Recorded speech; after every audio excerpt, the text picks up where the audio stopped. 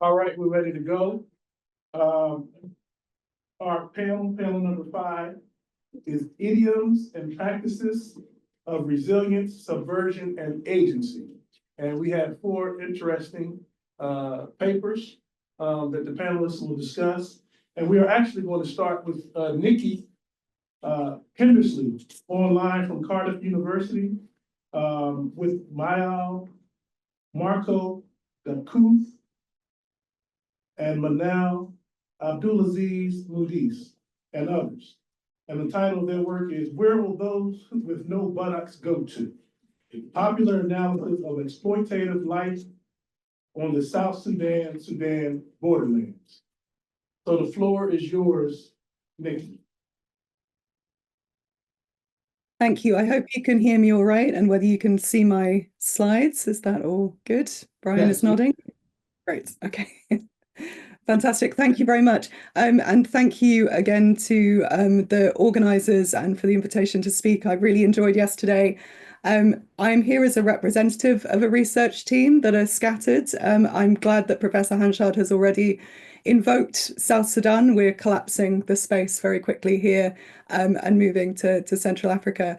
Marco is currently in Juba in South Sudan. Manal is currently in the Nuba Mountains in South Kordofan, as you can see on the map on the screen. She's in Kadugli, so I am representing them both here. And I want to pick up on many of the themes actually of Professor Hanchard's introductory keynote today. But also just as a caveat, you know, this is a really hard time for us to kind of think and theorize within a set of genocidal contexts and chaotic governments.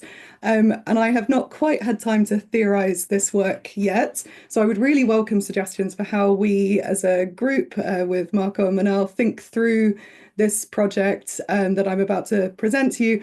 And secondly, I have my own caveat that I haven't quite had time to think about this because my university has just put 400 academics at risk of redundancy, and for my sins I am the union organising coordinator on the staff body, so it has been a little bit chaotic, and I am, my own job is also at risk, so the last 2 months have not been a great time for thinking, so I apologise if this paper is not fully formed within that context. So I want to just quickly jump to where this work comes from. Some notes on methodology, right, on the screen. This was a British government-funded project, essentially, to pay the wages of my colleagues. I'm really keen to talk about the politics of cash when we're talking about kind of Black precarity and research on Black precarity, but we can park that. In this research, essentially, we were trying to explore the various elements of a particular borderland economy to understand a site that's really very much still on the edge of marketization and enclosure in the world economy. There's been very little interruption here to these processes of primitive accumulation and the construction of Black surplus labor that we've been talking about since yesterday, since the height of the slave trades here in the 1880s. This is only 140 years ago or so. And especially in this paper, I want to pick up on the vernacular theory about crisis that people are developing on this borderland. We discussed some of these types of things yesterday in terms of Klein's shock doctrine, some of Agamben, but what we were asking on this borderland was really, we were starting to kind of get into conversation with people about who makes the crisis and for what, the utility and of the production of crisis, who benefits from maintaining sustained crisis. So that's what I wanted to kind of pick up today. This is a very dense slide, I apologize, but this is a quick summary of the core research overall. And this should be a very familiar picture, unfortunately, to many people here. Since 2018, the states of Sudan and South Sudan and their kind of fragmented austerity systems on this borderland have been building relatively sustainable kind of military fiefdoms across this Central African region in exchange for the securitization of central interests in the capitals of Juba and Khartoum. And this isn't just about kind of controlling access to land. There's significant power that the state derives from controlling access to safe water, because this is also an oil producing area with extensive pollution. And there's more and more rapid environmental and political crises here that these military entrepreneurs are very much benefiting from. The Floods alone that have been kind of cyclical since particularly 2007 have spread pollution further, but also pushed people around. They erode people's financial foundations, they destroy business investments and create disabling accidents and so on. But they also generate really productive possibilities for those who are able to profit from building rent markets, from these captive population movements, from urbanization and displacement, pushing up commercial prices, capturing the remaining fertile land, and also capturing displaced people as cheap workers in order to securitize this. So this is depressingly a very familiar story of capital accumulations, class stratification, enclosure, and the productivity of instability to forms of armed authority, right? So here, people are reflecting on these systems, on the risk of this idea, the possibility of total conflict, absolute conflict over your ability to survive, over the key resources for bare life: safe water, safe soil, safe grasses. And there is this question here about how long people can manage this rapid pace of repeated crises within their margins and within their savings. I know Professor Hanshaw brought up the question of calorific intake. People make these calculations here. When savings are being kind of cut by inflation and taxed to death as well. So this reinforces all of these depressed wage labour systems. Cheap migrant workers have been at the absolute heart of the Nile Valley's commercial, agricultural and mining systems since the 1930s. And this model is being tested to its limits here on this borderland, where the workers not employed to securitize the oil fields, the farms, the mines and compounds can be disciplined into fixed rate work, piecework, through taxation and controls on their mobility with very little recourse, right? So two things that Marco, Manal and I have been discussing about reflections from the vernacular theory we were listening to here, kind of two main things I wanted to bring up, right? The conversations we were having highlight people's understandings of how the social fabric is changing under these conditions, and a particularly specific environmental political analysis that's being used locally here.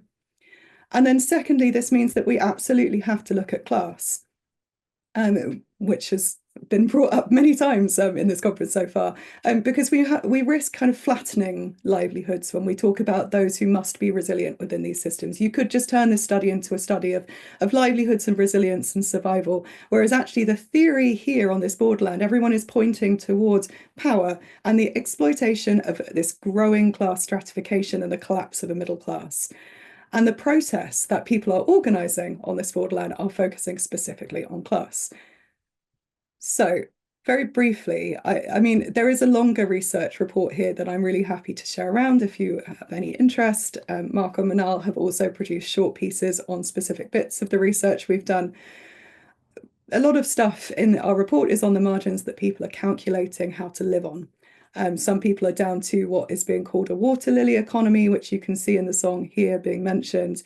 Water lily roots used to be seen as lazy to survive on or use them for longer than an emergency, but actually they are now becoming scarce because water lily has been so over harvested in some areas, and it has also become a commercial enterprise. So water lily root it does have calorific content, it's relatively easy to find and dig up, and it's much cheaper than grain. It's not as good for you. But water lily is becoming a commercial enterprise. Some people are storing it to wait for higher prices and for more desperation. Others are using it as a pure subsistence item. And this is also a really hazardous environment. In order to gather water lily, you have to be in water. And this obviously creates high rates of malaria, snake bites, falls, broken limbs, skin diseases, and so on. Women have been employed for incredibly small amounts of money just to carry goods through the water because human labor is cheaper than renting a boat now. A lot of people are becoming disabled and chronically ill here. So this is where resilience as an injunction, which I really liked from Franco Marchese yesterday. Resilience as an injunction is being applied here by humanitarians, but there is also this discussion over what resilience actually constitutes. So to turn to how people are theorizing this, all of this is creating really sharp vertical class inequalities and the collapse of a middle class that has relied very heavily on accumulation of cattle as a stable investment opportunity that provides its own dividends through multiplication. Actually, many smaller traders are being pushed out of all of these markets as well. I mean, the longer research we're trying to write up from this talks about it as well. There is a lot of coercive and increasingly indentured work, including for children. The market for child labour is growing, for example, like 3 months herding for the promise of a goat. And then there are also many attempts to push back against this. I wanted to point you towards this quote from a farmer at the bottom of the screen, which I think is really pertinent. People talk in terms of class collapse, that actually town used to be an embarrassing place to be. And this goes back to Abdul Malik Simone's points yesterday. Town is now no longer just for the poor people with no rural wealth, the wealth of the rural area, of cattle. Now everyone is cull in newer terms, a person with few or no cattle that's trapped in the town, even famous families, right? Even these historically wealthy people who had a lot of resources are now vulnerable with us, this farmer says. So there are attempts to push back against this. Obviously, many of the things that people have spoken about during this conference already, people are organising here, casualised labour groups, healthcare pooled funds, pooled resources, demonstrations and protests, and direct attacks on NGO compounds, for example, including warehouses, but also social pressure and intimidation for unpaid wages. All of these things are familiar to some of the direct action organisers who are probably in the room with us. But this is all legitimate methods seen locally of attempting to force change in the face of these odds.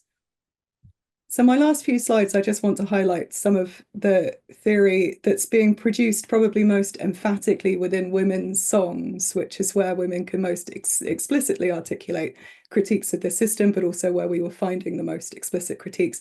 And I wanted to put Elizabeth Nyanjai Bidiet on the screen, who we worked with quite a lot in this project, because she really is articulating vernacular theory of these dynamics in much of her work at the moment. And she points, and as do many of her co-singers in her music group, directly towards class stratification as the key dynamic, but also the aim of this primitive accumulation project. There is real anger in all of the songs that we connected, including direct accusations against powerful figures. But what she points to in the song from which we've derived the title for our talk is the visibility of extreme wealth, the visibility of accumulation of wealth and assets by families often directly connected to the administrative and military apparatus, but also the fact that this is an alienating accumulation of wealth, that there is no point, right? The daughter of Mr. Mading, who is just a kind of generic big figure, she doesn't bother with us. People greet only those with big buttocks, those people who are wealthy, who are well fed and well off, right? I've just put in the newer version of here. And Elizabeth asks, where will those with no buttocks go to, who have no more water lily? So a second version of this, sorry, I'm just trying to move us on. There we go. A second thing emphasized in these songs is the centrality of a global environmental analysis, a framing to understanding these dynamics. This is another song from Elizabeth that we actually commissioned. So this is where some of the British government aid money has gone in recent years, correctly, in my view. And Elizabeth in this song, she gives an introduction, which is the first 3 lines on the slide here. She points directly to the utility of hunger and the utility of the violence that's specifically being driven by water. So she emphasizes that water is a method of killing, whether that is by pushing people off the land, this ocean of water, which is like climate-induced flooding across this region, but also the pollution and the destruction of people's livelihoods and abilities to survive, particularly the most vulnerable. So she's pointing to the specific impacts on generational change and generational connection, but also those who are most vulnerable to risk. And she is talking to the African nations because the African Union has been doing a lot of brokerage in this region. The Christians who open the oceans is a reference to aid workers and NGOs and USAID.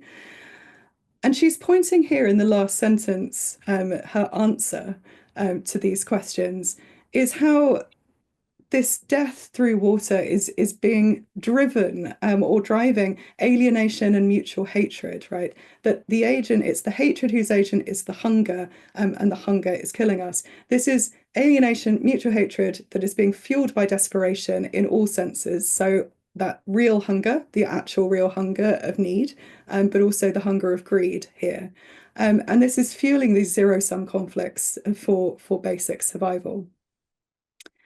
And just a note that during our research on this borderland, people were emphasizing the necessity of mutualizing risk management systems, but mutualizing everything as an attempt to fight back against this alienating class stratification, and the destruction of kind of generational and social mutuality.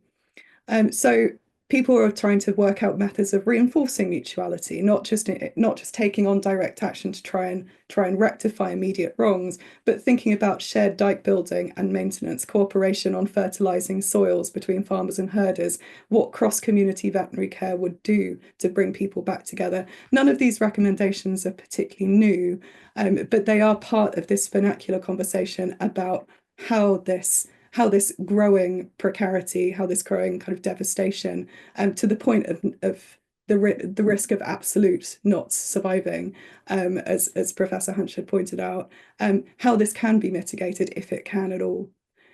I'm afraid it was a really depressing paper, but I'd be really grateful for thoughts. Thank you very much. Very much, Nikki, and to you and your team. The next presenter is also online, Brian Klein, University of Michigan, Against Extractivism, Moral Economies of Everyday Extraction in the Mines of Madagascar. Brian, the floor is yours. Great. Let's see, can you see that all right? Yes. Great.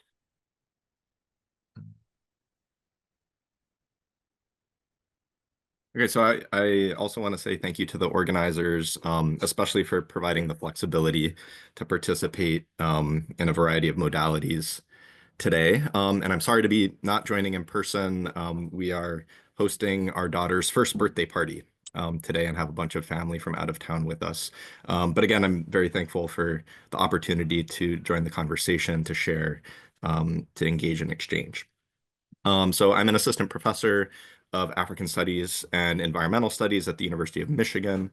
And the talk I'm giving today, oh, sorry. My slides advancing. Nope. Okay.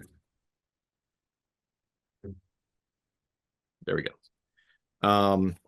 So my talk is based on ethnographic evidence gathered in Beitsiaka, which is a rural commune in Madagascar's far north, long known for its dust and mud, for being the natal village of now deceased former President Zaf Albert, but most prominently for gold. So the region has been the site of gold extraction since at least the mid-19th century, and hosted operations run by French colonials from 1905 through the Second World War. Today, the region's diggings are dominated by about 25,000 artisanal gold miners working claims and earning livelihoods in gold fields that are spread across roughly 70 square kilometers of scrubby hills, valleys, and open floodplains below the forested escarpment of Andavacuera. So existing scholarly accounts of artisanal mining generally characterize the sector as quote-unquote poverty-driven.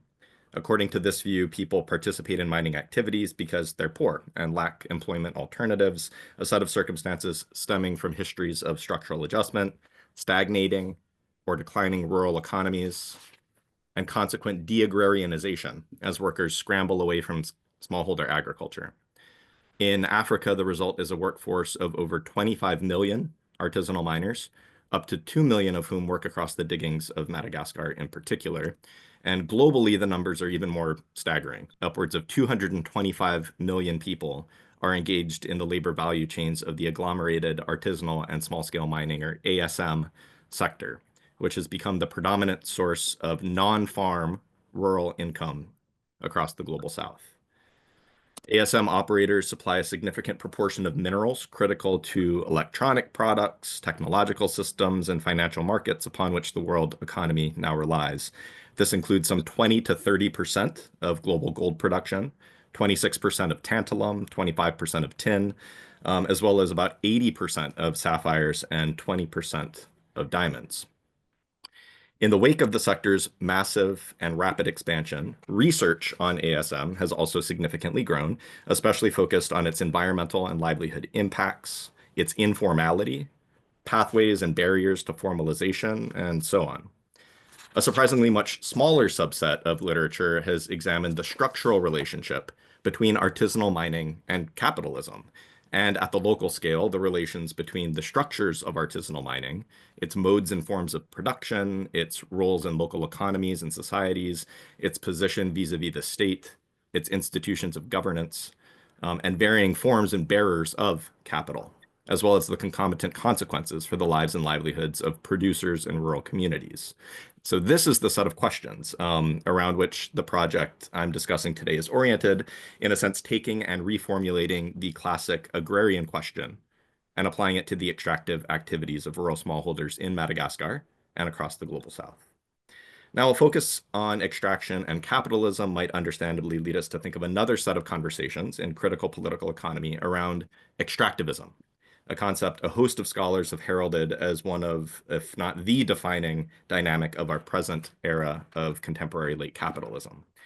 Now, I don't have time to wade deeply into this expansive set of discussions, but as the title of my talk perhaps suggests, I have something to say against extractivism. And I mean that in two different ways, and these two interventions will frame the remainder of my presentation. The first is this, sort of me pleading against the use of extractivism as a concept to characterize or interrogate the artisanal mining sector writ large. I believe it provides little analytical leverage for understanding the relationship between global capitalism and artisanal mining, and in fact muddies our understandings of actually existing dynamics in artisanal mining sites and local mineral economies.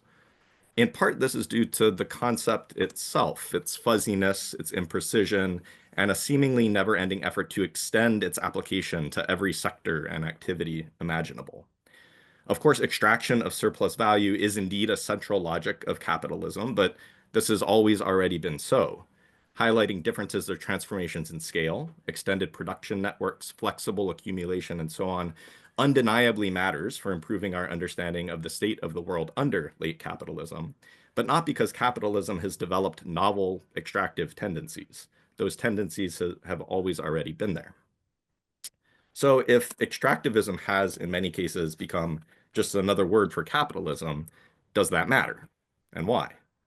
Well, I think it does, because efforts to expand the concept notwithstanding, it remains strongly associated with the extractive industries as traditionally understood, mining, hydrocarbons, often logging as well. And what scholars of extractivism tend to do is conflate extraction of resources in a general sense with extractivism.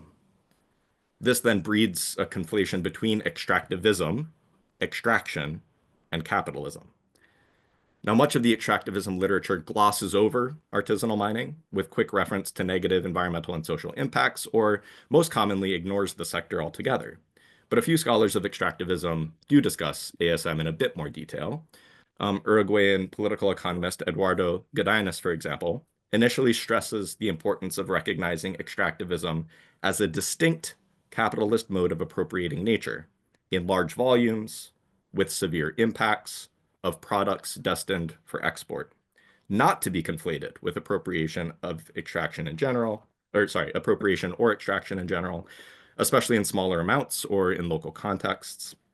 But in his brief discussion of artisanal mining, like alluvial gold mining in Brazil, which he says, quote, at first sight may seem to involve the removal of small volumes of resources for national uses, he quickly folds the sector into his general conceptualization of extractivism. In justifying this move, he notes the aggregate size of the sector and its environmental impacts, and also the fact that mining activities are, quote, linked to global markets. Godinez acknowledges the extensive involvement of peasants, Afro-descended, and indigenous peoples in South American gold mining, but then condemns them for having, quote, abandoned their traditional lifestyles to become miners. He instead advocates for what he calls post-extractivisms, including the abandonment of gold mining in its entirety. Gold, he notes, is used primarily for jewelry and adornment, for currencies and bullion. None of these uses, he says, are essential to people's quality of life. Godinez's contention that part of what makes artisanal mining extractivist and hence capitalist is its feeding into global value chains leads to another set of analyses within scholarship more deeply focused on artisanal mining. And that is of a small cohort of critical scholars of ASM examining the emergence of the sector's burgeoning labor force, and especially its persistence, despite the heavy prioritization in mining policy regimes of large-scale industrial extraction by corporations and allied state actors. To explain this phenomenon, these critical scholars have increasingly come to view a robust and informalized artisanal mining sector as functional to capitalism, as a subsumed genre of petty commodity production. Artisanal miners thus assume the guise of disguised wage laborers or proletarians, workers alienated from the products they extract and feed into these global value chains under conditions determined by bearers of capital, not dissimilar from to the smallholder agricultural producers populating the analyses of scholars like Banerjee, Trujillo, Bernstein, Little, Watts, and others. Now, my talk today is part of a larger project in which I work to complicate these analyses and narratives with evidence from Beitsieka, which I contend shows that the persistence of its gold mining economy has been shaped less by the designs of capital and more by artisanal miners themselves. And this leads to my second argument, that even though the gold Beitsieka's miners pull from the subsoil might be bought by commercial capitalists and enter global value chains, miners have used what I term everyday extraction to resist extractivist state corporate attempts to dispossess them of their claims and to constrain the ability of bearers of capital to extract surplus value from their labor. By everyday extraction, I mean the quotidian practices and processes of gold mining, the everyday encounters between local and migrant miners, buyers and sellers, laborers, and substrata. In Beitsieka, over time, these habits and interactions have facilitated the emergence of complex networks of meaning and robust local institutions, culminating in the production of a deeply sedimented moral economy predicated on the pursuit and circulation of gold.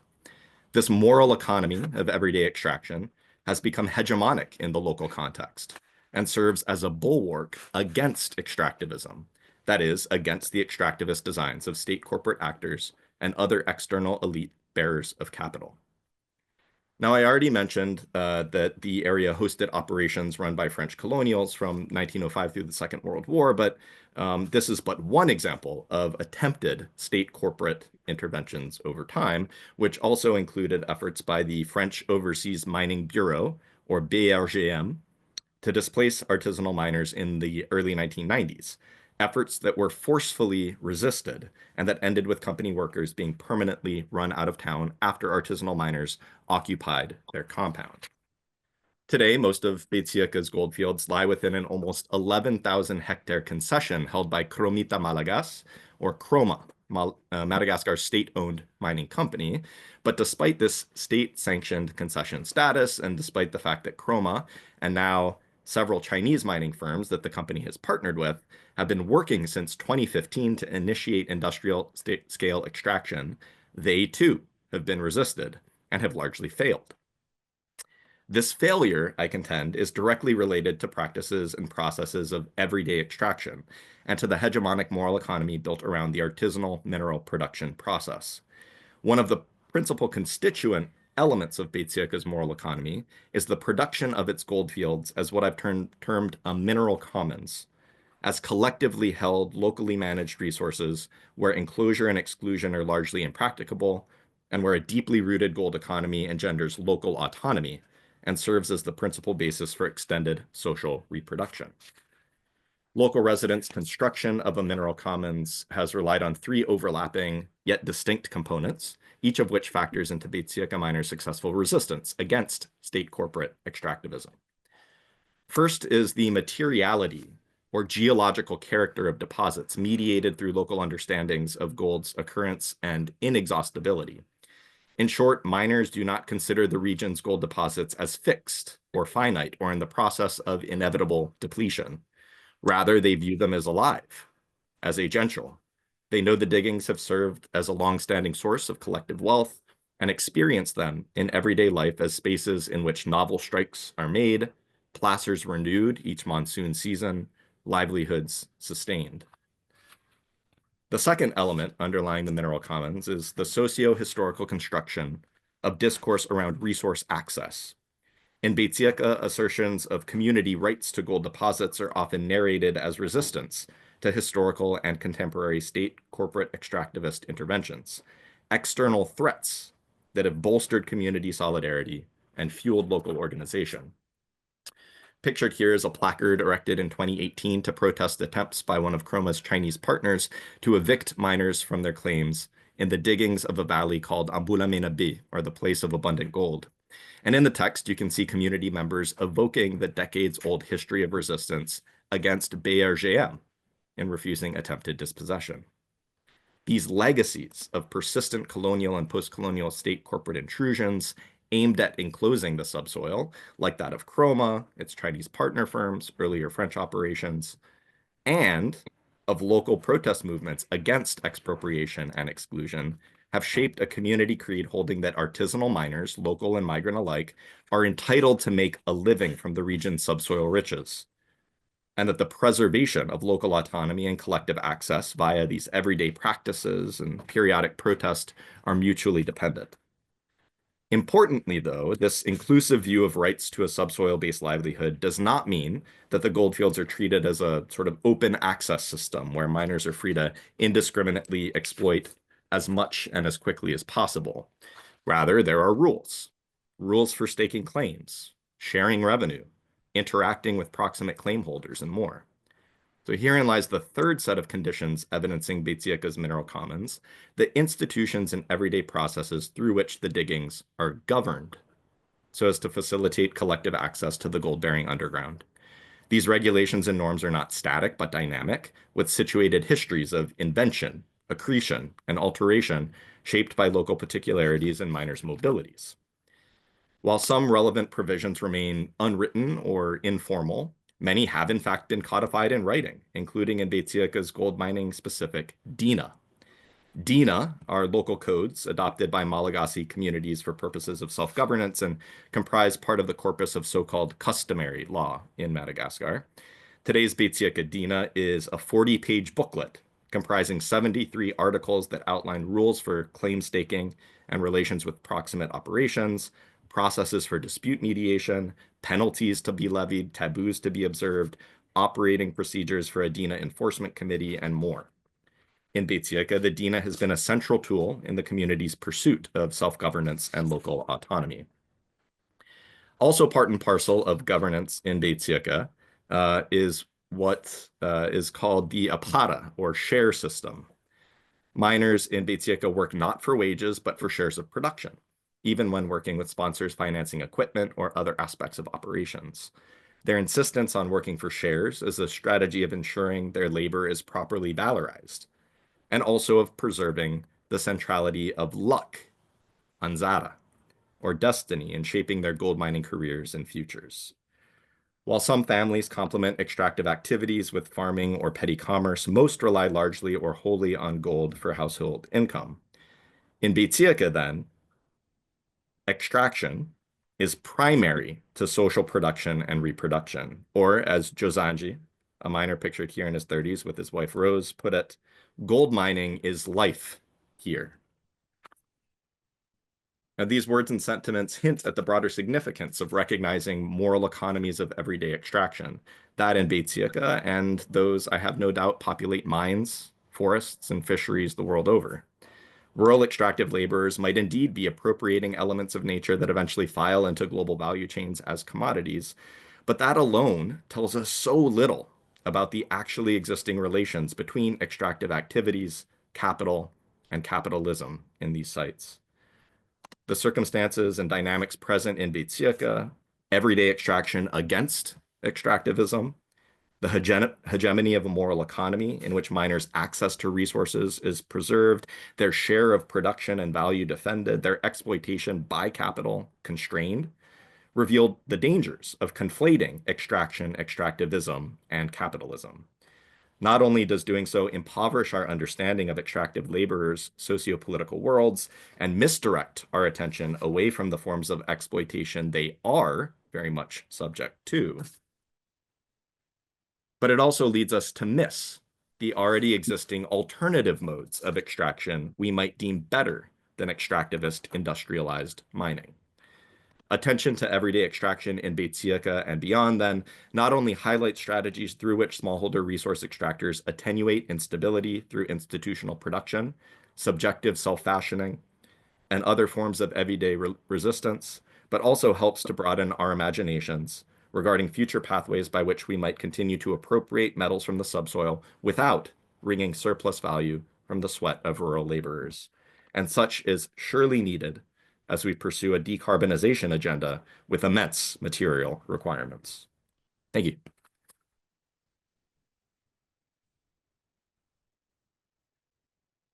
Thank you very much, Brian.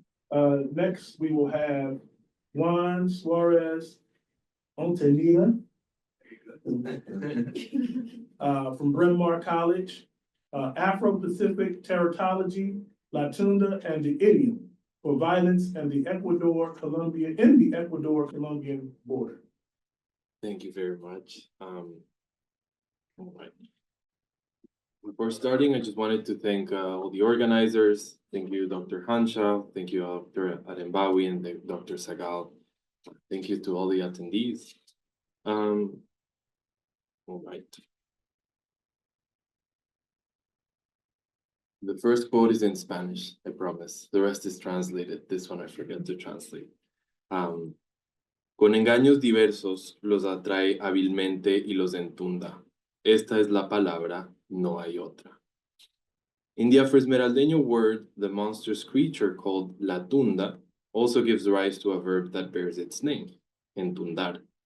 The reason for this double intervention in the language, as a noun and as a verb, stems from the singularity of the tunda's effect, since entundar refers to the state of reverie and mental abandonment that only this monstrous figure can cause. The origins of Entundado's story date back to the 19th century, but it was during the 20th century that a series of tales, legends, and ethnographic and folklore notes about the tunda were written. In this paper, I propose to analyze stories about the tunda from an Afro-diasporic critical lens, since the tunda is present in documents produced by both Black communities in Ecuador and in Colombia.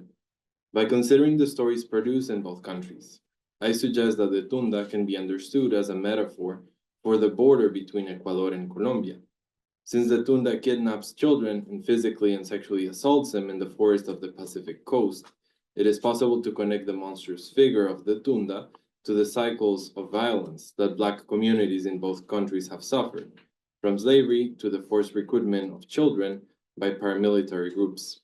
I argue that the teratology of the tunda is analogous to the dismemberment of Black communities in the Pacific. And because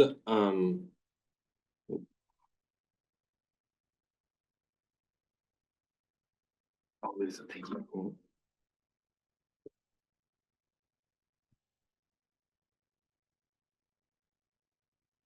Oh, there we go. Thank you. Because I assume most people may not be familiar with the tunda, I just wanted to provide a very quick a possible way to imagine the tunda, since there's no stable way to imagine it other than through oral stories. But there's some stable elements if we look at different oral traditions in both countries.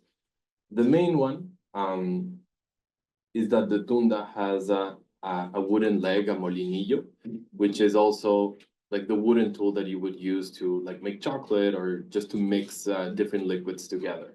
The food connection is very important as well. If you see in the tunda is on the left, she's holding shrimp skewers. So that is one way of kind of enticing young men into into before she catches them, right? So food is very central here. While in most depictions the Tunda is a woman, I have seen in different oral accounts that the Tunda is also a man. So there's variation in gender as well. Just the more common representations are of the Tunda as a woman. So what all the Tunda arises from a geographic context of water, political, social, ethno-racial, and ritual borders. Along the Pacific coast between Ecuador and Colombia, the delimitation of space is predominantly by rivers, mangroves, and the coastal profile that delineates the coast of both countries. Approaching a fast-flowing river carries implicit risks due to a contact with water, but it also brings the vulnerability of becoming a victim of the Tunda, particularly for children. The legal and political border between the two nations is a burden for Afro-descendant and indigenous communities, since having family members on both sides, mobility is subject to the will of members of the army, paramilitary groups, and guerrilla groups who control the migratory flow. As William Valencia Hurtado argues, La Tunda is a kind of ambassador of the Pacific, since it represents multiple places, experiences, and transcends a single nation's boundaries. The apparitions of the Tunda also imply an ethno-racial boundary, since its presence is constant for Afro communities in both Ecuador and Colombia, but in the mythological repertoire and in the oral traditions of the Cayapas, Chachis, Embera, Huambino, and Cofán, that is, the indigenous communities that inhabit the Pacific border area, there are no traces of its apparition.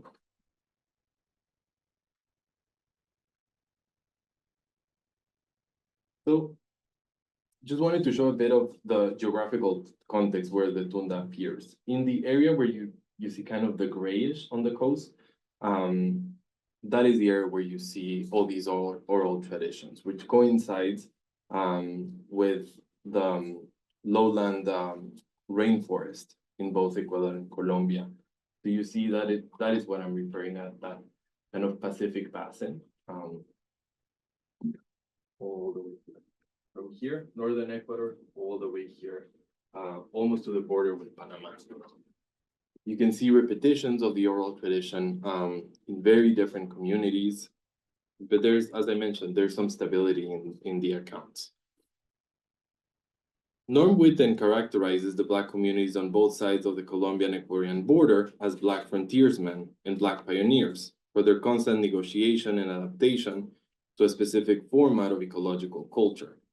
Whitten adds that part of the frontier life that characterizes these communities is the absence of outside support, pushing their ability to adapt to their environmental culture of the Pacific coast to the extreme.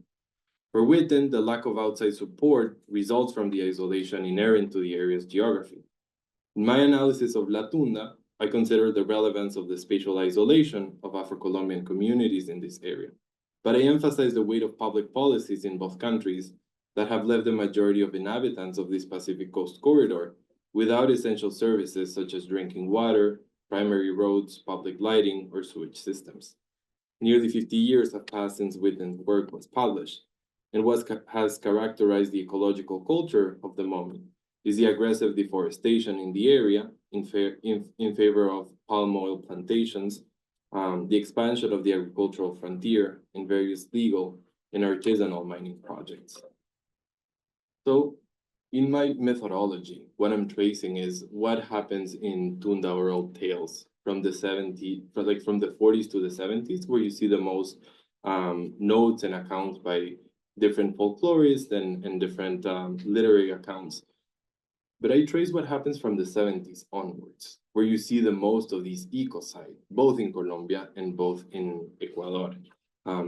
For issues of time, I'm not going to tell you much about the tales before the 70s. I'm happy to talk about in the Q&A. So I'll focus more on how the Tunda tales change as we observe the changes in the ecology.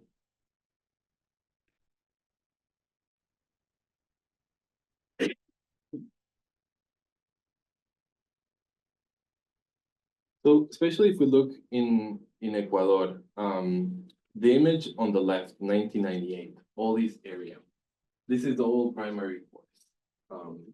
What you see in 2007 in kind of all these purple area is the massive plantations of palm oil. And as we know, palm oil is a very water-intensive crop. So the kind of drought that it has caused due to these plantations has really changed and shaped the river basins of several Afro-Ecuadorian communities. There's also another process that is going since the 70s. The building of the oil refinery in Esmeraldas, the biggest city in Esmeraldas in the northern part of Ecuador, leads to a deep contamination of the rivers. So, for example, if we see in Adalberto Ortiz and Lentundada in his short story, it's one of the first accounts I have traced where you see that the tunda is getting sick as well. Her stomach is getting enlarged, just like the stomach of the children that she's catching. So you start to see this element, this rupture in the tradition. Especially in Diógenes Cuero poetry, much more contemporary from 2019. On the left is in the Spanish and in the right is the translation. He's much clearer about the effects of deforestation and what happens to la tunda. He says, perdió la tunda su escondite, del árbol ni la bamba ya quedó, la motosierra y el machete, con la fauna y la flora terminó. So you see how all the deforestation is also leaving the tunda without its ability to hide.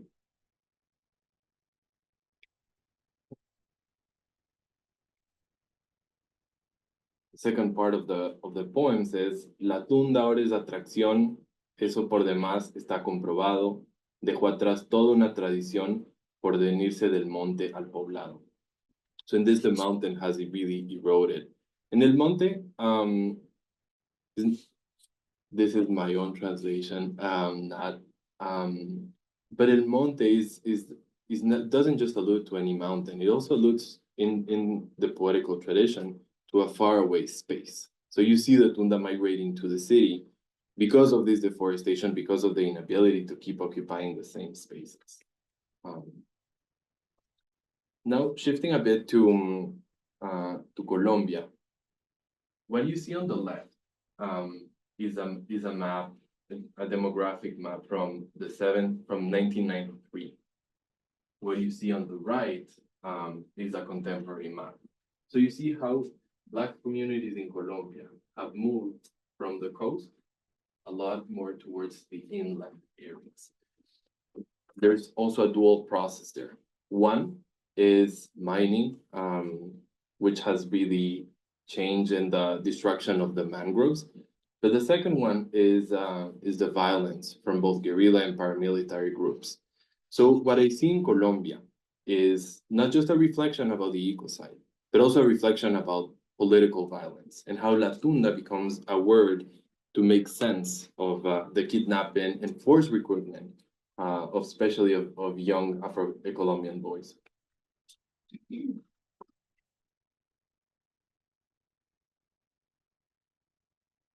In all the peace dialogues of Colombia, one of the central tools to work through memory were what was called the mingas de la memoria. A minga is an indigenous word to talk about collective work in order for a higher good for the community. So these mingas de la memoria were very important, especially with Afro-Colombian groups that were working on the peace treaties. So what I'll read now is an interview to Mama Kwama, a really important leader in the port of Buenaventura, which is the biggest port in the Pacific, Colombian Pacific.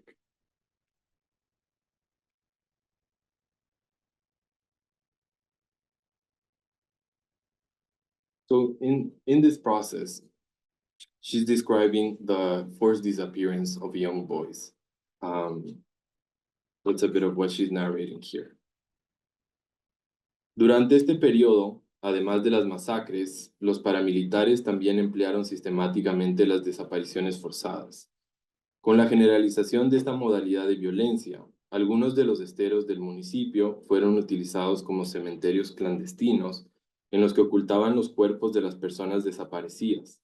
Así lo reconoció en una de sus versiones libres el mismo comandante del bloque Calima quien confesó que la práctica de la desaparición forzada la perpetraron desde comienzos del 2001 hasta el día de la desmovilización. Los cementerios, como les dicen los compañeros, las acuafosas, están en muchos esteros, en el Aguacatal, en San Antonio, en la isla La Calavera y donde funciona ahora TC Bueno. Esa construcción la hicieron encima de un cementerio clandestino. La tía dice que con tanto muerto es que la tunda está alborotada.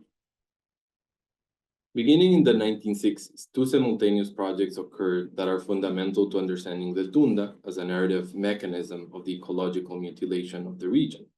Agrarian reforms in Colombia and Ecuador allowed for the expansion of the environmental frontier, displacing indigenous and Afro-descendant communities without compensation or access to legal ownership of lands they had ancestrally occupied. On the Colombian side, Ulrich Auslander argues that the central struggle of Afro-Colombian communities in the Pacific has been for a reconceptualization of land tenure that challenges the logic of capitalist extraction and exploitation.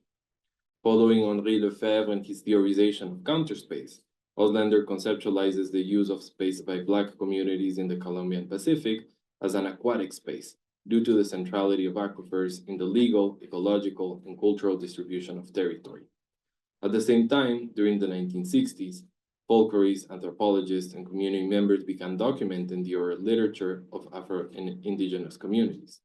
In the Ecuadorian case, Maestro Juan Garcia's monumental work and the Afro-Andean Fund's construction stand out. In Colombia, the work of Alfredo Banin had been central to documenting the stories of the Colombian coast, particularly in the department of Cauca.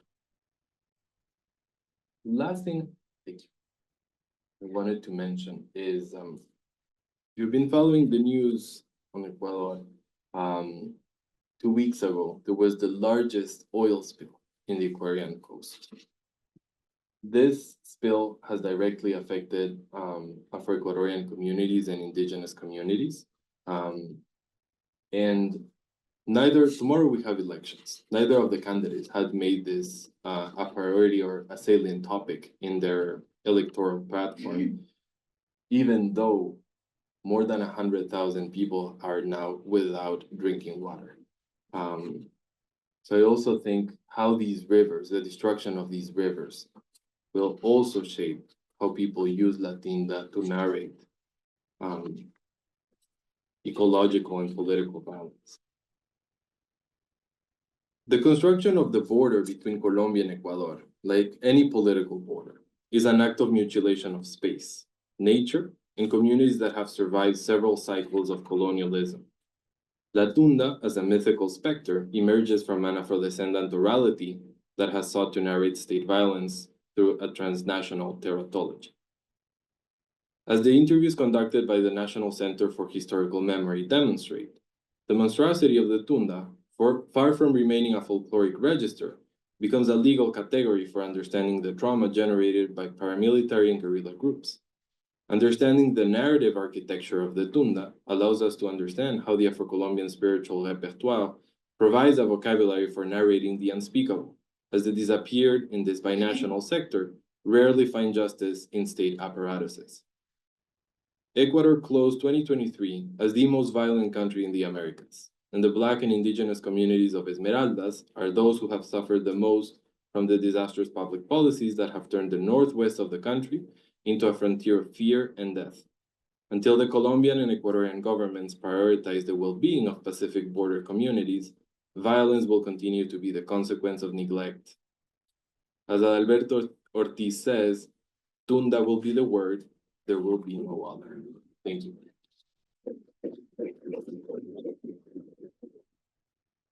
Thank you very much. And now we have our final panelist, Chinwu Helen Gogumu Gaya. And she will be presenting, she's from the University of New Mexico, and she will be presenting on the invention of the modal man, how the profession displays a prosaic figure of vernacular resilience in Cameroon.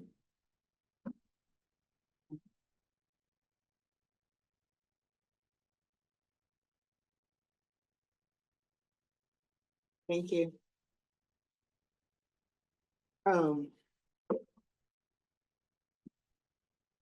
My presentation is entitled The Invention of the Motorman, How the Profession Represents a Prosaic Figure of Vernacular Resilience in Cameroon. This presentation explores how the motorcycle taxi driver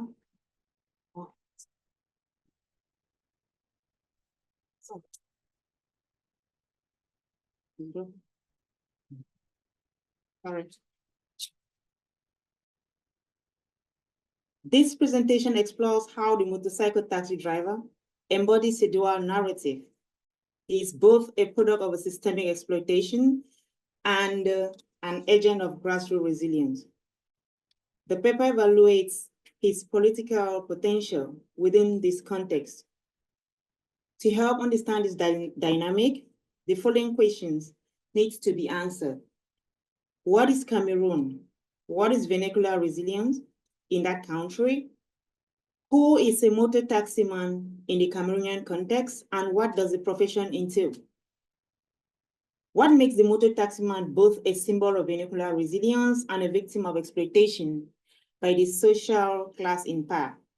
Finally, how could motor taxi drivers become aware of their collective citizenship's power as means of the lower class, which in an effective democracy steers the function of a community? Okay, I'll begin by the first slide is Cameroon as an exceptional country in Central Africa. The population census of Cameroon remains a mystery because the census has never been conducted. In fact, the population has never been counted, as Elecam, the national organ in charge of elections, displays these days in the conflict opposing to it, the movement of Cameroon's Renaissance, with its acronym MCR, the most meaningful opposition party in Cameroon, led by the prominent lawyer and university lecturer Maurice Kamto. Elecam refuses to disclose the list of voters and also refuses to publish the list of registered voters. And the same applies to population counting.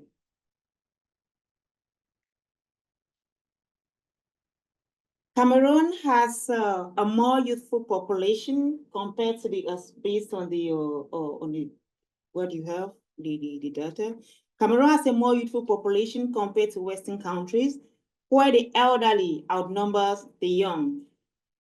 Between 2010 and 2018, Cameroon's population grew by 4.7 million, and is expected to continue rising due to high fertility rates, averaging 4.5 births per woman. That's according to Botier. The rise, this raises the issue of youth being managed by the elderly. Now, the question is, these are the elderly, and when you look at it, you have like Nyak Njifenje, 90 years old, president of the Senate. You have President Pobi, a 92 years old, president of the Republic of Cameroon, and Kavaye Yege Jibri, president of the National Assembly.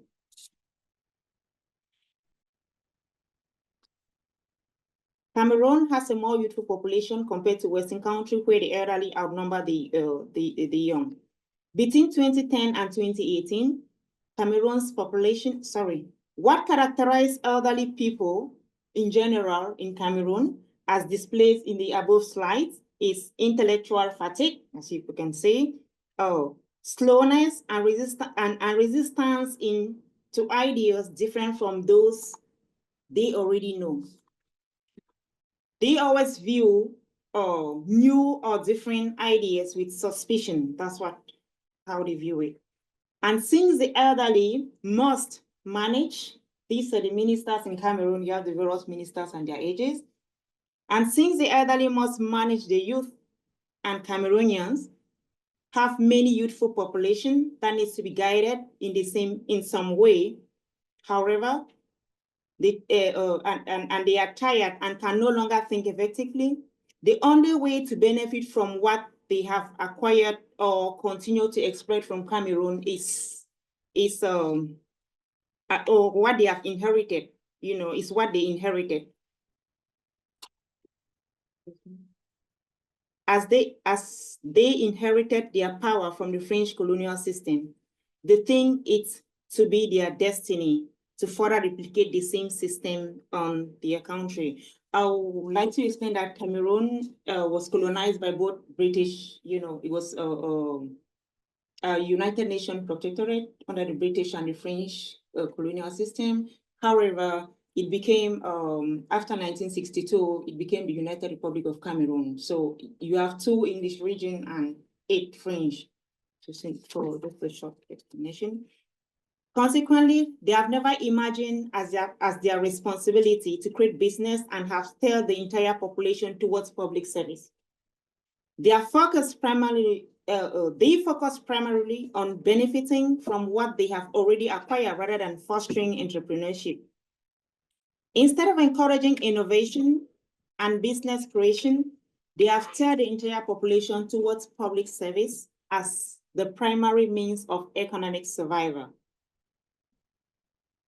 Because public service is presented as the only viable path to stability, those who secure jobs in it are considered fortunate, while those who do not are seen as unfortunate.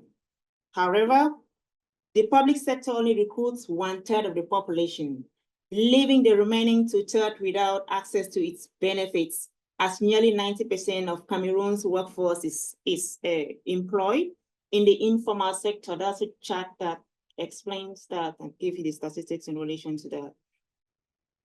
In the informal sector, as quoted, I'm quoting, however, the public sector only recruits 1/3 of the population, leaving the remaining 2/3 without access to its benefits, as nearly 90% of Cameroon's workforce is employed in the informal sector, according to Solis and Maggi 2016. As a result, public service workers enjoy privileges, while the majority of the population is left behind, as the elderly who manage Cameroonian youths tend to view ideas with a lot of suspicion. That is, if you bring in any new idea that is contrary to theirs, you regard it as a threat. Now, given Cameroon's high birth rate, the population is estimated, according to the World Health Organization, the population estimate for 2023 was 28,372,687, and is going to increase by 80%, that is to 51,096,317 by 2050. However, this growing population requires proper guidance.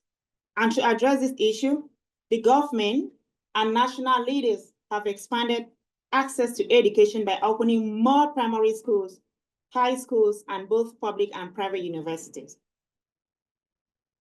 Cameroon's educational system now includes 4,000 public and 8,000 private primary schools. That is statistics from the Ministry of Basic Education, that's 2024.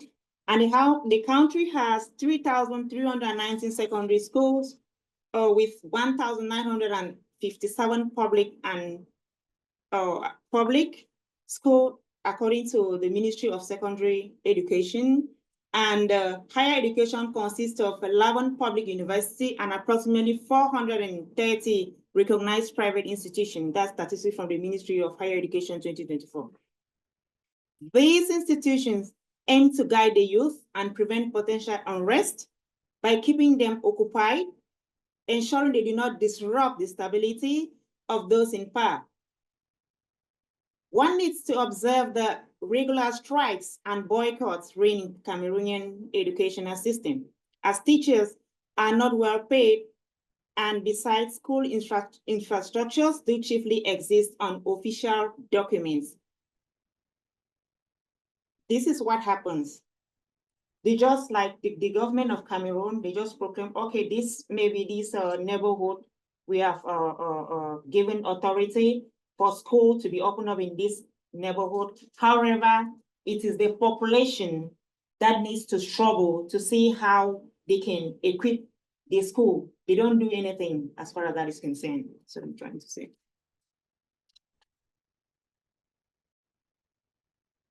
The figure of the motor taximan or bensikina thus emerged in this relation as a genuine intervention by the Cameroonian leading class aiming to anticipate any irreversible debacle for its educational system mission as highlighted above, which is to durably prevent any systemic rupture of social order. Cameroon's challenges have led to informal economic adaptation like motor taximan, showcasing resilience. Understanding this strategy requires exploring vernacular resilience in its social and cultural context. So what is vernacular resilience? Let's see. An approach to studying long-term social practice. You know, what is vernacular resilience in general and how does it relate to Cameroon? An approach to studying long-term social practice and cultural repertoires of resilience in Côte d'Ivoire and Democratic Republic of Congo by Wanji et al. Is a working document that examines resilience in these two countries through a historical, cultural, and pluralistic lens. They explore how communities have adapted their social and cultural practices to overcome challenges such as conflict, economic instability, and environmental changes.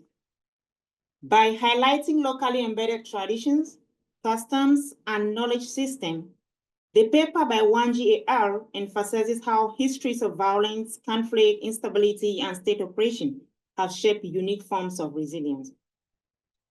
They examine how communities use arts, music, and a system of débrouillardisme, in bracket informal work, to sustain livelihood and maintain social ties and crises.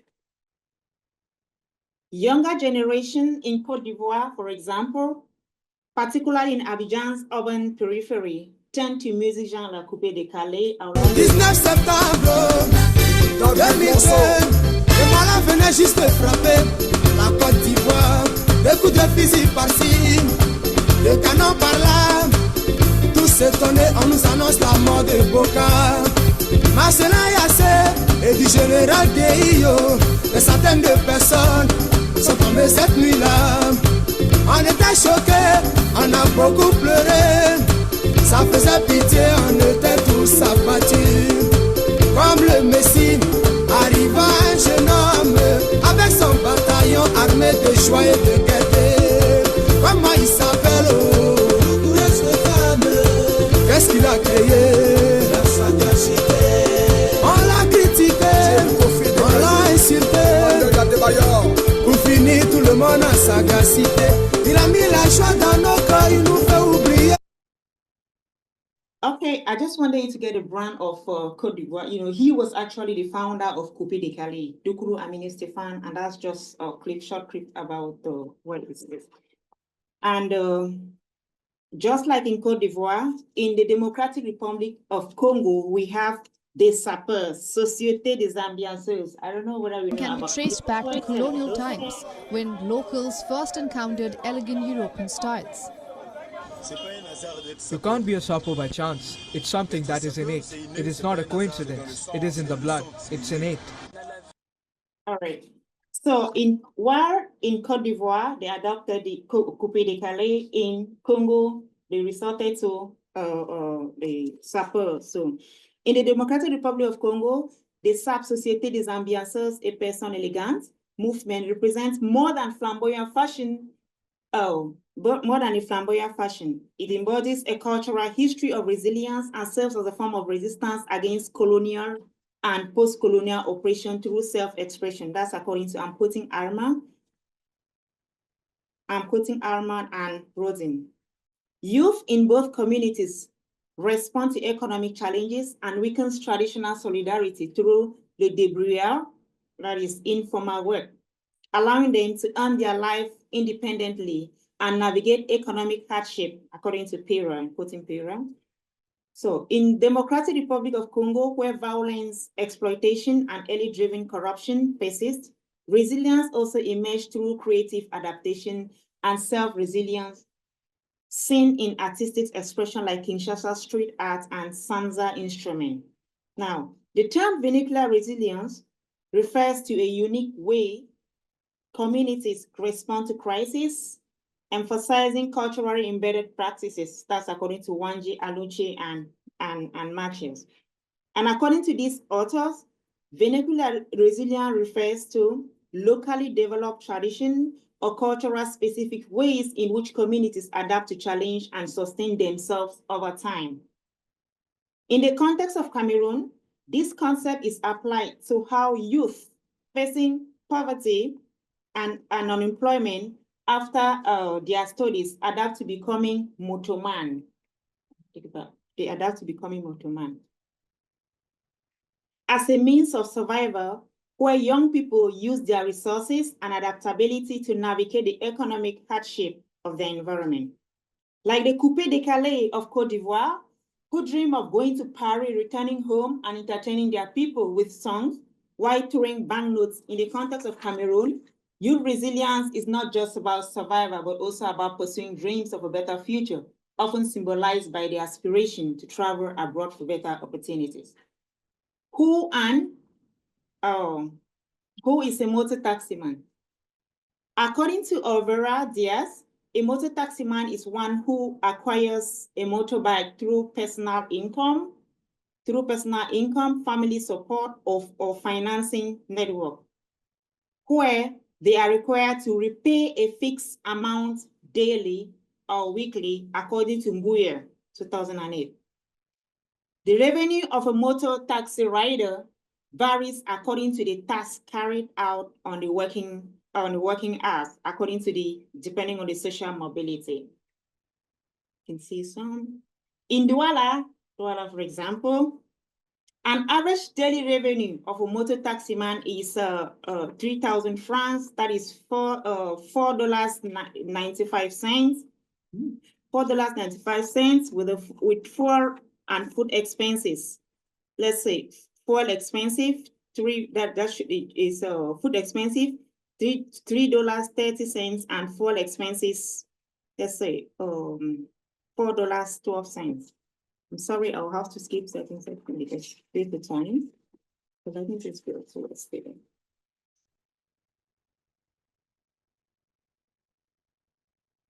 Cameroon does not manufacture any spare parts of motorcycles, not even a single screw. And when motorcycle breaks down, the owners must again rely on Chinese suppliers, because these are, the first thing is Cameroonians, despite the difficulties, they still vote for Pobia. Like you can see, that is this is the state of the road, and that happens to be, I happen to come from that region, the northwest region of Cameroon, based on what is currently happening today. And these are the companies, you have the companies, those who sell, you have Comicam, Yamaha, they are motorcycle dealers in the economic capital of Douala. Then the next point is, these are pictures that shows the states of the road. Despite the deplorable nature of the road, the government doesn't bother because, the motor taxi man is there and is able to facilitate the transportation. However, I would like to, the question that logically arrives, but which does not necessarily require immediate answer, are as follows. How do motor taxi drivers awaken to their civic duty? Recognize their power as members of the lower class? What will we gain by becoming true citizens? More importantly, what will Cameroon and Africa gain if their population consists of true citizens rather than mere resilient individuals? For a country to develop, it needs citizens, not just believers or mimic mean, to borrow from NIPO. What is truly needed are dissidents, individuals who question the status quo. Since Amadou Ahidjo, the first president of Cameroon's time, dissidents have been suppressed, labeled as threat to stability. However, dissidence is essential because it challenges the monolithic thinking, where everyone is expected to conform. Dissidence fosters diversity, and in doing so, it becomes a pillar of democracy, not referred to as a means of propaganda for subjugation by Ebussi Bulaga. In La Démocratie de Transit au Cameroun, rather as a political tool that promotes census consensus for a continuous betterment of people's population. To conclude, the following citation of De Bruyere by Harold, and you have the translation down. Une jeune culture de la rue et de violence urbaine en Afrique, relay how street children define De Bruyere as se grouiller pour faire toutes les matières qui permettent de vivre dans la rue. C'est tout ce qui peut nous donner des jetons, c'est-à-dire l'argent. Se débrouiller, c'est se libérer des parents, c'est avoir une indépendance dans la rue et y chercher son avenir par ses propres moyens. Se débrouiller, se faire de petits boulots, voler pour se nourrir, agresser les gens pour leur prendre leur chaîne, de leur portefeuille ou encore mendier. Celui qui ne connaît pas tout ça ne peut pas s'en sortir. Le plus petit boulot que nous faisons ne nous permet pas de subvenir à nos besoins. Do these predictions not only apply to the Cameroonians motorman as displayed in this paper? This last question is also directed to the audience, whose feedback and contribution may help upgrade the quality of the and the output of this paper. Thank you. All right, now,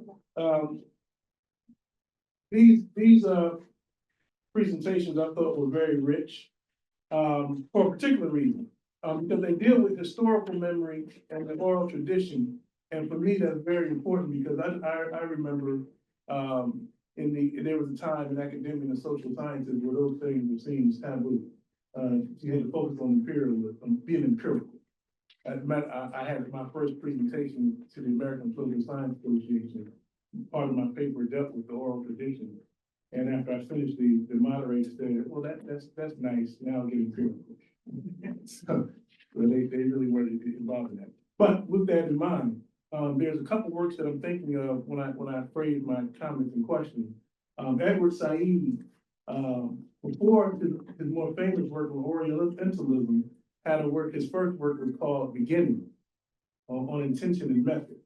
And he talked about where do we begin, how do we find the way to begin when we're talking to different communities and looking at analyzing different communities.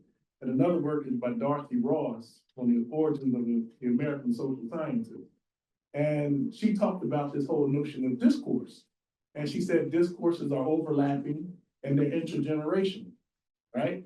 And so in that sense, I'm thinking about these works, and I want to start with Brian in terms of your work.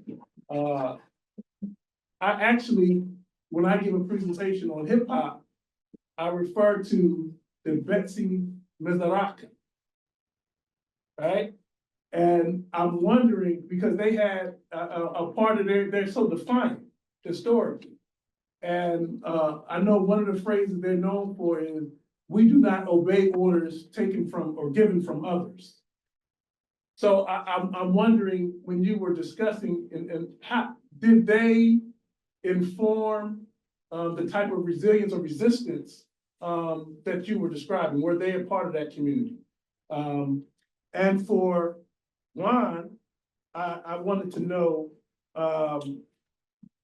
in terms of what you were discussing, you discussed how the Latuna story changed over time. How far do we go back in terms of the roots of that story? Where do those roots go back? You talked about the 19th century, but were there any evidence of that story being a carryover from Africa, right? And how that's changed. Helen, I was going to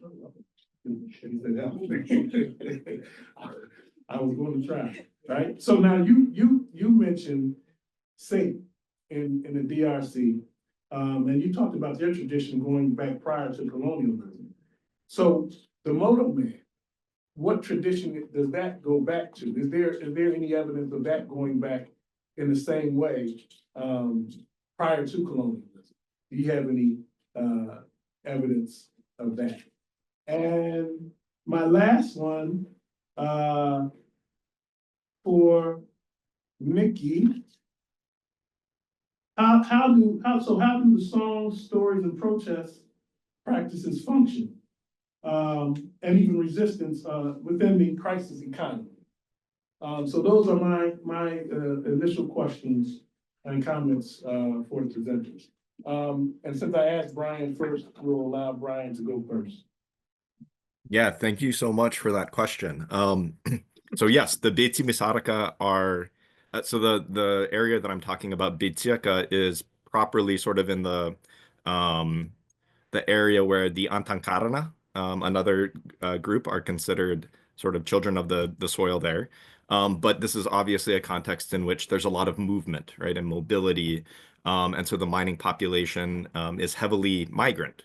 And that could mean folks who came, many decades ago, and in sort of the early modern rushes in the late 80s, early 90s, or more recent as well. So Antankarana, but also a lot of Beti Misaraka from the northeast, and Sakalav from other parts of the north and west, Antemburu from the southeast. But what's kind of critical to note, right, is that the mining population is largely composed of folks from coastal regions. And in Madagascar, there is kind of this longstanding sort of division between folks from the Central Highlands, particularly the Merna group, who have long been kind of economically and politically dominant, and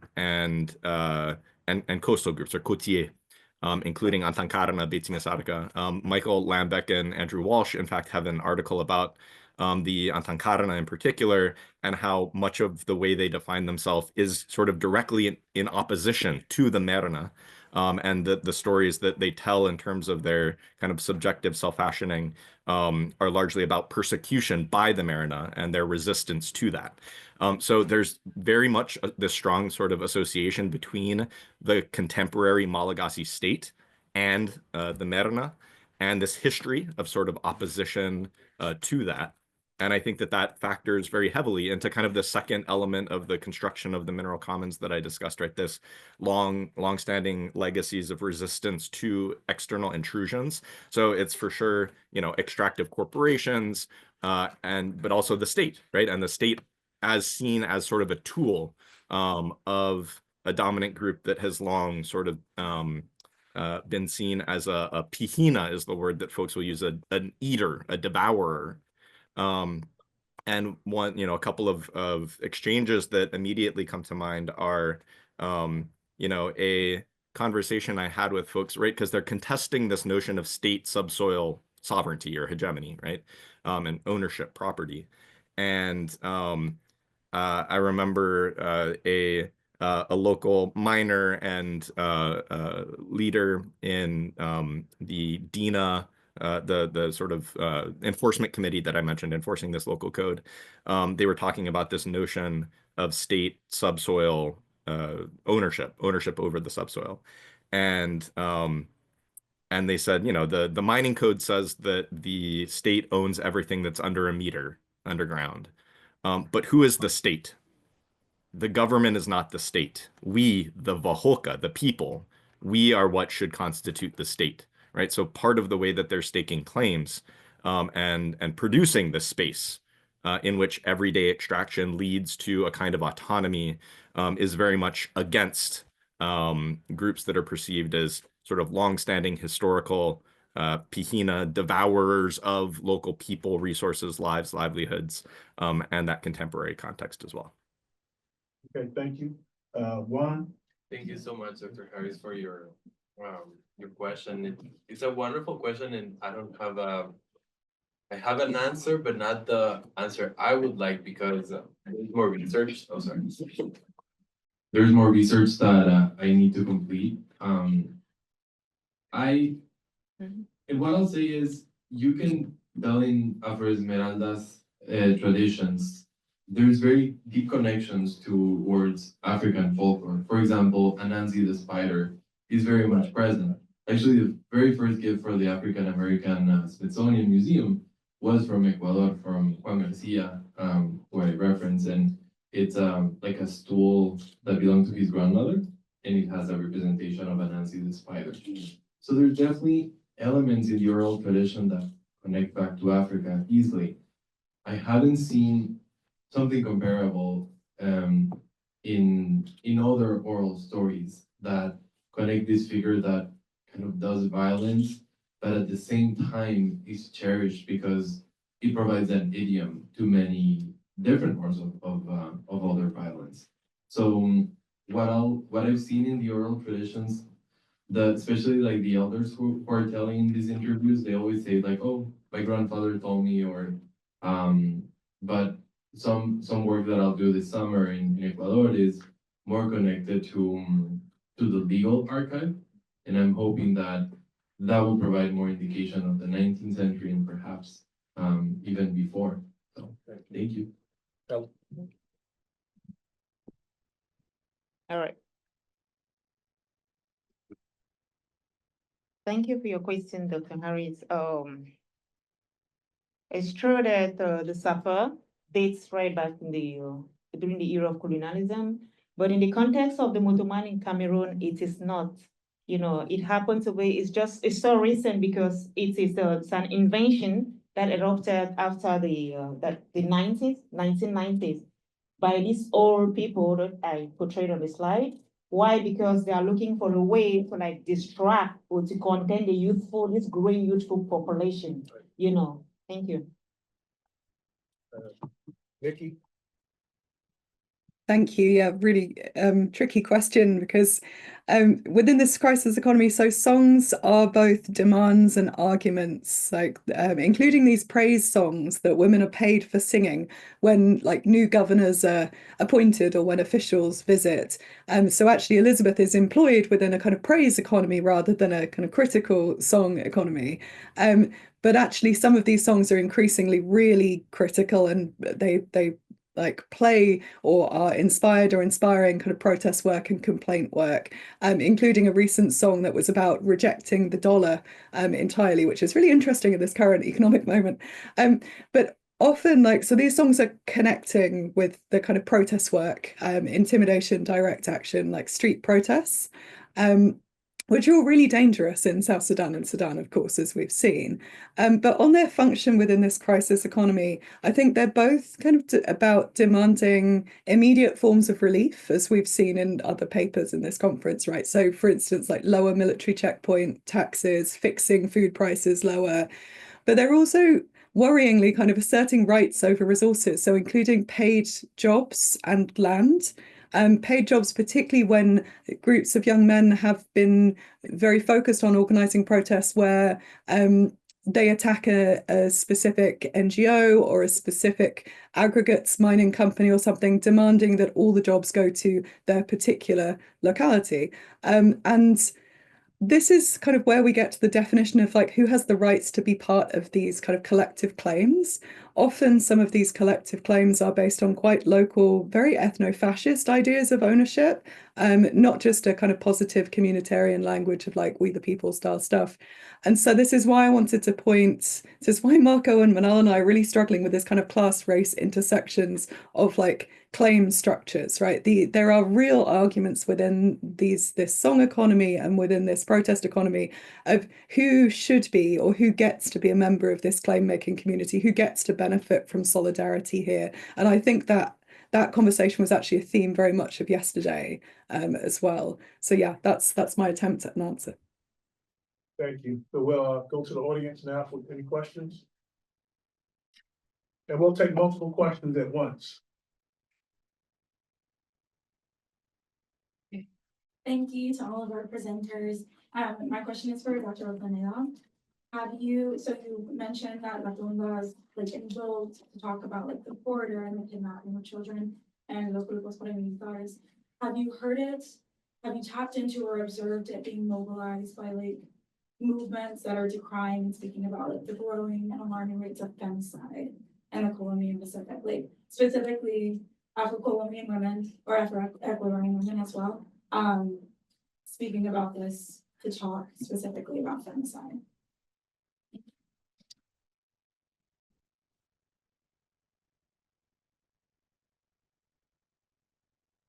Thank you. I like all the presentation. Particularly, I just want to ask Helen on the vernacularity. She just mentioned that, the vernacularity playing a key role. So how do we institutionalize that? Because there is a gap, and in the education system, we often try to copy and paste where what we see in most part of Africa, what we see from the West. However, we don't give due attention to our vernacular knowledge. So unless we streamline, I have my own position on that, unless we streamline our vernacular knowledge, we won't go anywhere. So where do we narrow that gap? And also, there is also the same, there was this quote from John Markankis in his book, The Last Two Frontiers, he wrote about Ethiopia. He's saying that democracy is Western and we need to find our own thing for Africa. So from that point of view, what we have in Africa, if democracy is for Western, and what can we come up with our own, that kind of democracy that can work for all of our own people from our own philosophy and theories. Thank you.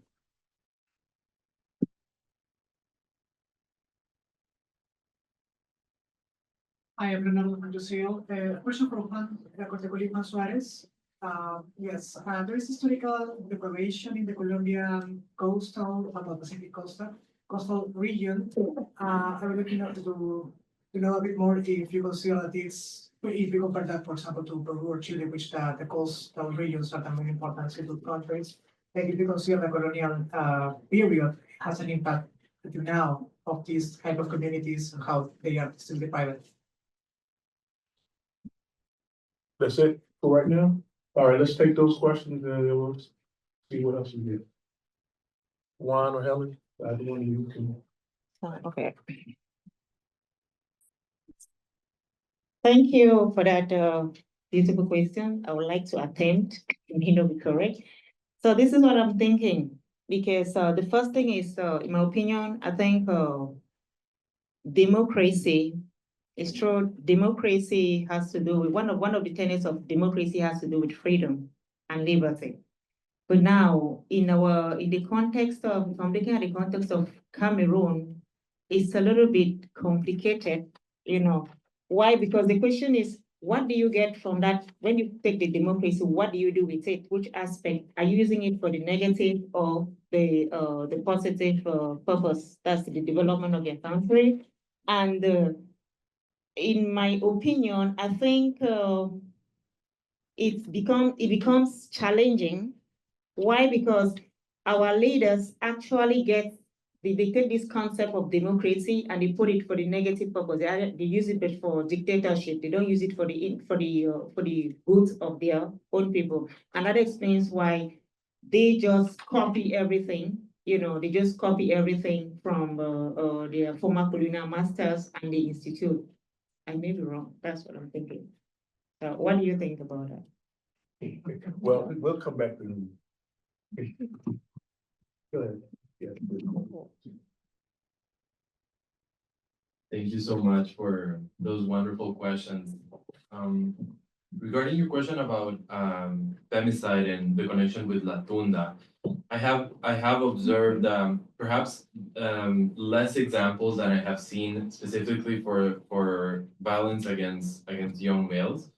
But I was thinking of two examples really. One is in the Chocó, to give an idiom to talk about the violence against lideresas ambientales, like women who are leaders in ecological rights, ecological activism. So I have seen it there. Saying like how, like the repetition, saying like La Tunda regresó, the Tunda came back. So I have seen it in that case. And I've also seen it in Guayaquil, where you also have a very important Afro-Ecuadorian population, which is a result of many different migrations and histories. I didn't include it in this paper because I'm trying to focus on the border aspect. So the Guayaquil part, I'm still thinking like, how do I integrate that? But undoubtedly, it's not like gender specific. I just I have seen perhaps less examples, so that's why I spoke more about violence on young males in the oral traditions, right? But it's a wonderful question, and I definitely want to keep going further into that.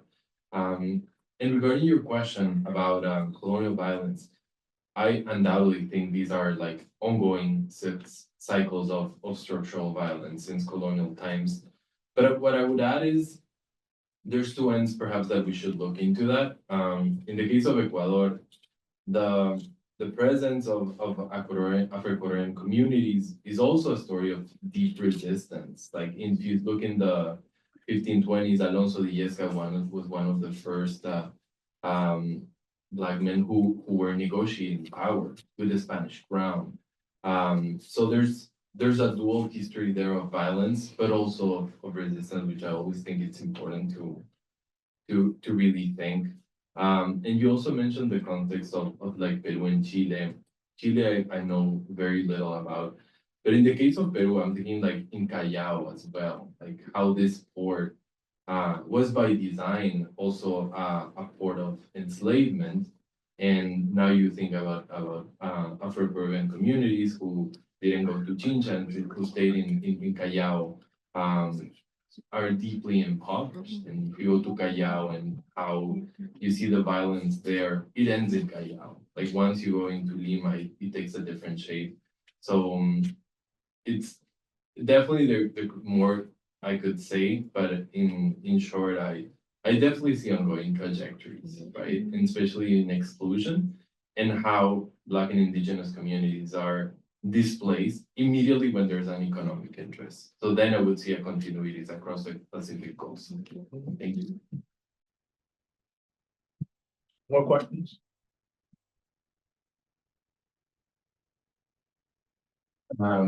Questions for Brian over in Michigan, assumedly. Yeah, I'm Kayvon Harris. I'm a sociologist at UCLA. I really appreciated your talk. I found it just totally brilliant. And I'm looking forward to reading your book. So I see you're working on a book. So congratulations whenever that comes out. And I'll invite you to UCLA. I think it's great work. My question is about the claims you're making regarding the clearly excellent ethnographic work that you've done on kind of labor processes in Madagascar. So on the one hand, you're arguing that there's a kind of moral economy and organization of labor which allows this kind of communitarian social structure to push back against attempts by large organizations, domestic or foreign, to alter the labor process, which you claim is what extractivism, is supposed to really look like. Totally makes sense. I agree. I want to, you have a chance to elaborate how this would call into question these big terms like the agrarian question. I'd like you to elaborate that, but in a way maybe that everybody can understand. Because as much as I agree with your argument makes a lot of sense, the persistence of kind of semi-proletarian organizations of labor are quite common. And depending on your theorist that you want to choose, full proletarianization is not necessary, or even often desired, depending on the theorist that you choose, for the extraction of commodity revenue, extraction of minerals and turned into commodities and used in all kinds of processes. So I kind of wanted to push on that and say, are you shadowboxing against this expectation because of some theory of capitalism that really almost all anthropologists of labor have made that point? And I'll leave it at that. But thank you so much for that talk. I'm not entirely sure this is a question, but Nikki, I was really interested in your, this is Franco, by the way, Franco Barchesio, I used to. I was really interested in your connection between songs and claim making. And claim making is, I would define it as a narrative form, even a genre. To make a claim, you must have an elaboration of things like belonging and connections to a place, and promises that were made by the state or other actors and then you articulate a claim based based on that. But when those women in Sudan sing something like, why are we dying like this? I mean, why are we being killed by something that is meant to give us life, like water? I wonder what is there more? I mean, what more critical potential emerges from a statement like that in excess of anything that can be claimed, in excess of a political demand, maybe verging towards what Frank Wilderson would call a black grammar of suffering, that in black theory and black thought is always reflected on the intimate connection between blackness, water, and death. I mean, the aqua horses would be another example. I mean, I didn't know about that. I mean, I was checking it on my phone as you were talking. And so, I mean, in other words, to what extent are we in the presence of something that is A, uniquely black, B, in excess, therefore, of a political grammar of claim, and C, something that can only be grasped if the focus is on global blackness? Okay, you can go ahead with those two questions. Whoever wants to jump in, Nikki or Brian can go first. Sure, I'll hop in. Thank you so much for that question. Very much appreciated. And I'll do my best to respond. So, you know, in thinking about kind of the agrarian question, which is, you know, how does capital transform agriculture, right? And why is it that we see kind of the persistence of the peasantry or of the sort of smallholder agriculture as opposed to the industrialization of the countryside? And you know, some the different theories, but as you noted, sort of and some of the folks that I mentioned, right? Folks like Banerjee, Trujillo, Little and Watson talking about contract agriculture in Africa, et cetera, eventually come to the conclusion, right, that there's not a need for sort of mass dispossession, for full proletarianization, because capital benefits from the way that things are. And so I think what I'm trying, and this has been sort of transmuted into the artisanal mining space to a degree, right? There's an edited volume that I participated in that Boris Verbrugge and Sarah Jeanin edited called Global Gold Production Touching Ground. And one of their sort of key arguments is that we see this, you know, rapid expansion, burgeoning population of labor in artisanal mining. And part of the explanation that they offer for that is that the informalization and growth of the sector is essentially functional to capitalism, right? That capital benefits from there being this large informal workforce, and that kind of helps us understand what's going on.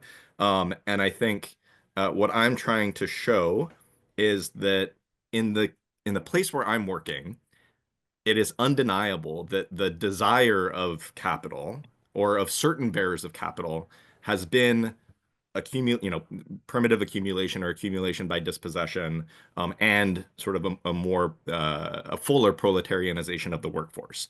And that has not happened, right? So there's kind of this sense that when we think about the way that capital might subsume labor, and kind of find and make use, turn to its ends, what it encounters, a neglect of the agency of producers themselves in actually setting the conditions and shaping. So it's not that capital doesn't find ways, right, to infiltrate and benefit what's going on, but that the bearers of capital in this case are not sort of the sole setters of the conditions under which this is unfolding. And you know, instead of seeing sort of primitive accumulation or accumulation by dispossession, or of kind of proletarianization and the creation of a labor force that might be characterized as sort of disguised wage labor or something like that, folks reject the notion of working for wages very forcefully.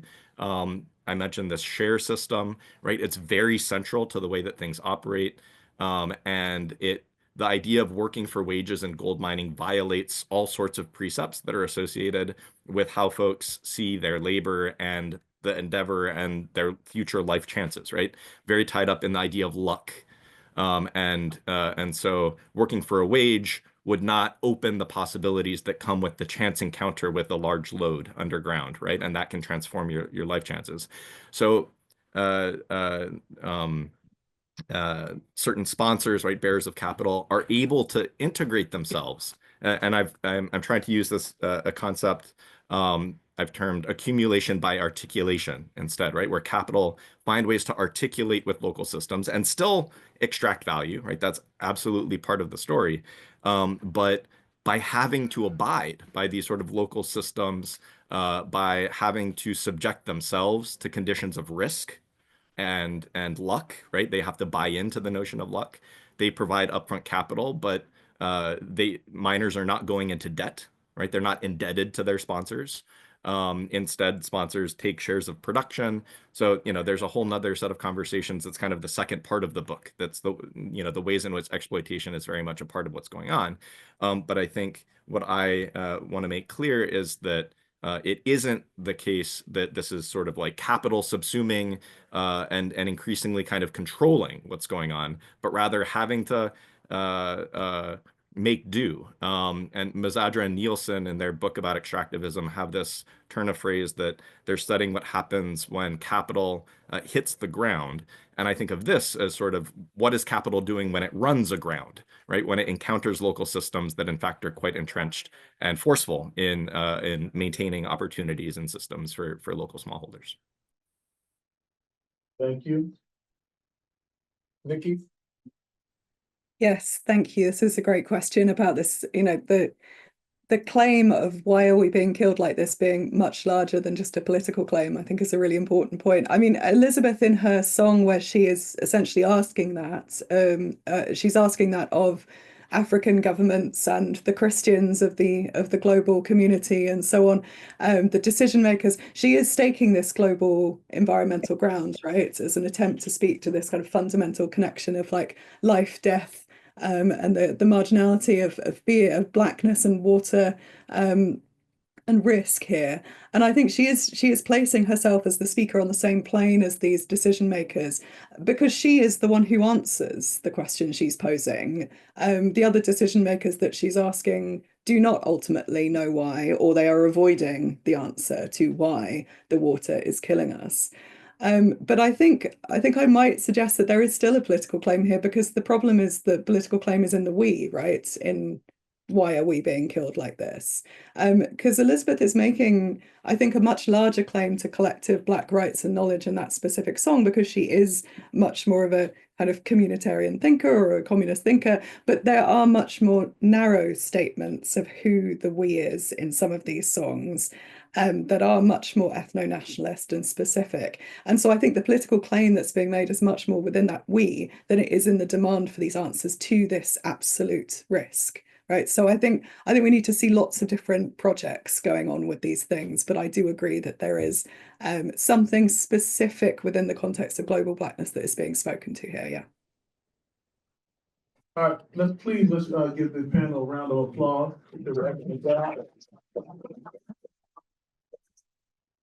Thank you, Nikki and Brian, for joining us online. All right, so now we're going to transition. We're going to take a little short break, and we will be back at 12 o'clock for the next panel.